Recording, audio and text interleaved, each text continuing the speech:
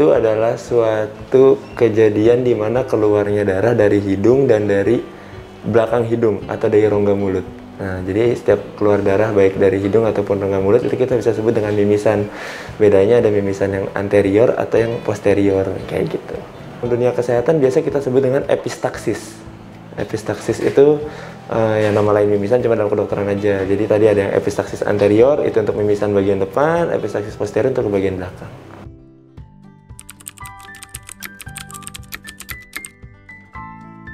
Di dalam mimisan itu kita punya yang kita sebut dengan mimisan yang berbahaya dan yang tidak. Jadi ada red flag, kalau kita sebut di kedokteran itu ada red flag. Kalau misalkan yang tidak berbahaya itu seperti yang tadi, kayak misalkan lagi panas, terik gitu, kena panas, anak kecil suka tiba-tiba lagi upacara, mimisan. Nah itu biasanya memang wajar, karena pembuluh darahnya dia sedang melebar atau sedang menyempit dengan sendirinya, itu akan pecah dengan sendirinya, itu wajar. Tapi kalau misalkan yang berbahaya itu seperti tadi, yang tiba-tiba mimisan banyak sampai masuk ke tenggorokan sampai kemuntahin darah, itu berbahaya. Karena yang kita takutnya itu dari massa. Terus yang kedua, misalkan teman-teman pahit-pahitnya ada yang kecelakaan, kepalanya kebentur nggak pakai helm atau apa, hari itu nggak apa-apa, terus tiba-tiba 2-3 hari kemudian tiba-tiba mimisan keluar dari hidung atau dari telinga.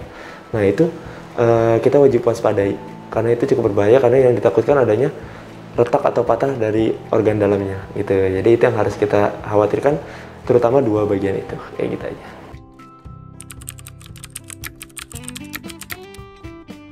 Di dalam rongga hidung kita itu, kita memiliki perkumpulan pembuluh darah kecil.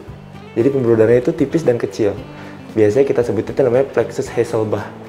Nah, pembuluh darah itu sangat rentan banget baik. Misalkan seperti tergores sama tangan kita bisa berdarah, atau misalkan kena panas sedikit pembuluh darah tiba-tiba melebar, dia bisa tiba-tiba pecah. Itu yang mengakibatkan mimisan.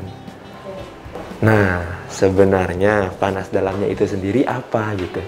Panas dalam itu sendiri sampai dengan sekarang di dunia kedokteran sendiri sih belum terlalu mengenal apa itu panas dalam. Yang kita kenal mungkin seperti adanya stomatitis, atau biasanya paling sering itu biasa orang-orang dengan gejala-gejala lambung yang asam lambungnya sudah naik sampai ke atas, atau biasa kita sebut dengan GERD. Nah, orang-orang dengan asam lambung sudah sampai atas, mulut yang sering asam, kerasa panas terus di daerah tenggorokan, daerah itu disebut dengan panas dalam. Tapi kalau misalkan untuk sampai ke mimisan itu sejauh ini panas dalam belum sampai ke sana, kecuali panas dalamnya disertai dengan demam.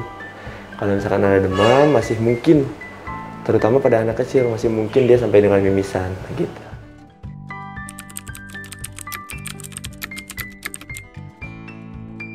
Kalau untuk turunan kita dibagi jadi dua mimisan itu. Ada yang mimisan memang dia mimisan kapan aja bisa, ada yang kalau keturunan itu biasanya diakibatkan oleh adanya massa atau jaringan atau tumor. Nah, biasanya itu yang cukup berbahaya, karena tumor ini kita tidak pernah bisa tahu ada tumor atau tidak. Jadi tiba-tiba bisa sewaktu-waktu mimisannya banyak sekali. Nah, itu wajib kita curigai kalau itu ada tumor atau ada sesuatu di dalamnya gitu.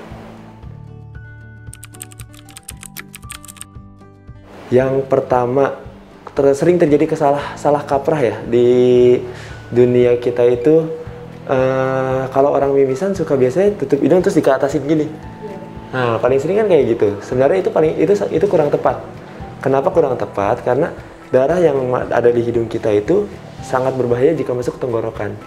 Karena bisa menyebabkan yang kita sebut dengan aspirasi. Jadi darah tersebut bisa membeku di tenggorokan dan itu bisa menutup jalan nafas. Itu yang cukup berbahaya. Jadi saran paling baik kalau misalkan memang tidak ada alat apapun, cukup dengan menutup hidung, lalu kepala ditundukkan ke bawah. Itu cara paling tepat untuk menghentikan perdarahan, karena dengan kita menutup hidung dan kita menundukkan kepala, pembuluh darah yang tadi pecah akan tertekan, sehingga nanti dia akan menutup dengan sendirinya. Itu paling sederhananya. Atau bisa juga disumbat baik dengan tisu atau kasa, itu tidak masalah. Yang penting jangan didengakkan kepalanya. Cuma lebih baik lagi kalau misalkan darahnya dikeluarkan, itu akan lebih baik. Dibuka lebih baik. Jadi kalau misalkan emang dia cukup banyak gitu kan kita kadang-kadang suka kerasa tuh di hidung. Ini kayaknya udah banyak, dibuka dulu, dikeluarin dulu. Nanti kalau misalkan udah kerasa kosong lagi, kita tutup lagi cepet-cepet. Nah, jadi ketika di dalam darahnya udah keluar, sedangkan masih ada keluar darah, kita tekan pembuluh darahnya kayak gitu. Jadi lebih baik lagi kalau dibuka kayak gitu.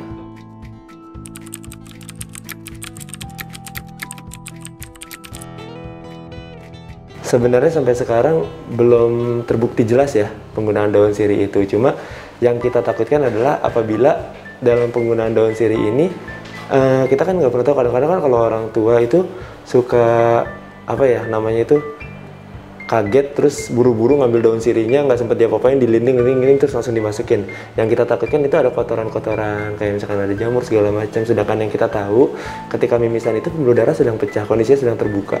Kalau misalkan masuk bakteri, masuk apapun itu bisa dengan mudah muter ke dalam tubuh kita kayak gitu. Jadi sampai saat ini belum terlalu disarankan sih gitu.